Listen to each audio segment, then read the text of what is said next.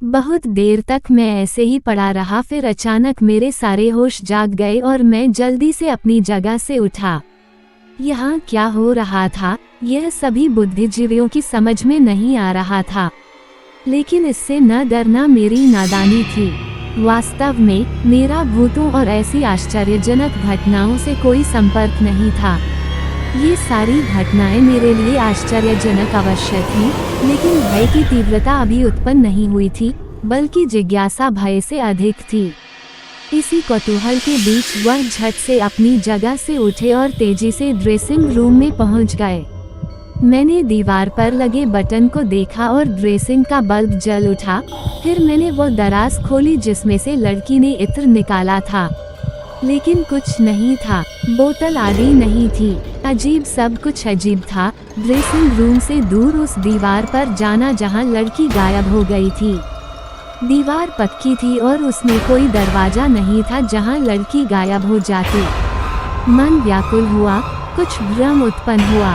मेरा दिल चाहता था कि बाहर जाकर ताया अबू से पूछूं कि क्या यहाँ मेरे खिलाफ कोई साजिश हो रही है। जो यहाँ रहता है, और अगर यहाँ कोई और रहता है तो मुझसे क्यों छुपाया जा रहा है। गुस्से में पैर पटक कर मैं वापस बिस्तर पर आ गया। मेरे दिमाग में बहुत सी बातें आ रही थीं। फिर वह इस संसार में सो गया। सुबह सुल्ताना और हीरा उठे। वह चाय पीने के लिए अंदर आई थी। चेहरा कल से ज्यादा हसीन लग रहा था। बहुत खराब चाय आ गई साहब, मैं अभी बिस्तर में दबा हुआ हूँ।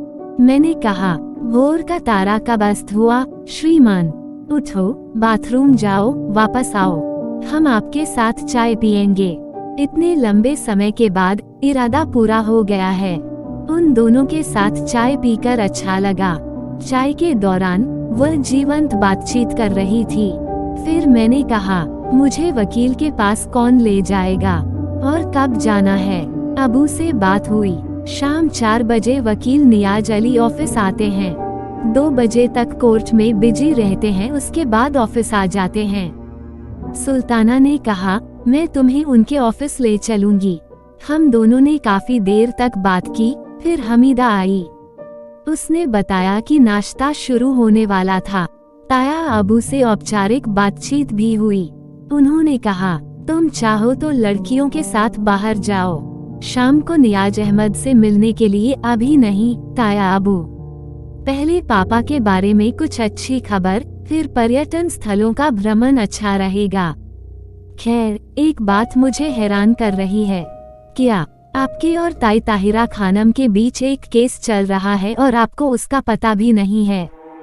ठीक है, तुम लोग एक दूसरे से मिलते नहीं हो, लेकिन तुम एक दूसरे के पते भी नहीं जानते हो। वह घर को अच्छी तरह से जानती है। मैंने कभी यह जानने की कोशिश नहीं की कि वह खुद कहाँ रहती थी। केस के कागजात वगैरह नियाज के पास हैं। अगर तुम चाहो तो नियाज अली से उनका पता ले लो। हाँ, मैंने कहा और चुप हो गया। सुल्ताना और हीरा 11 के आसपास कहीं चले गए। ताया अबू ज्यादातर अपने कमरे में थी। मैं मौका पाकर दादी अम्मा के कमरे की ओर चल दिया। दादी अम्मा कोमा में थी। मैं उसके पास बैठ गया और बहुत प्यार से उसे पुकारा। उसका हाथ पकड़ा और महसूस किया, लेकिन कोई हलचल नहीं हुई। मैंने बहुत देर तक कोशिश की, लेकिन थोड़ी सी भी सफलता नहीं मिली। मुझे कुछ दुख हुआ। मैंने सोचा कि दादी अम्मा मुझे एकांत में जरूर संबोधित करेगी। मैं काफी देर उसके साथ रहा, फिर वहाँ से उठा। समय काफी था। मैंने पूरे घर और उसे देखने का फैसला किया। उजाड़ हिस्सों की ओर चल दिया। यह वास्तव में एक बड़ी प्रेतवाधित जगह थी। शीर्ष पैर का पैर इमारत समझ से बाहर थी। फिर मैं उस हिस्से की ओर चला जिसका निर्माण मुझे बिल्कुल समझ में नहीं आया।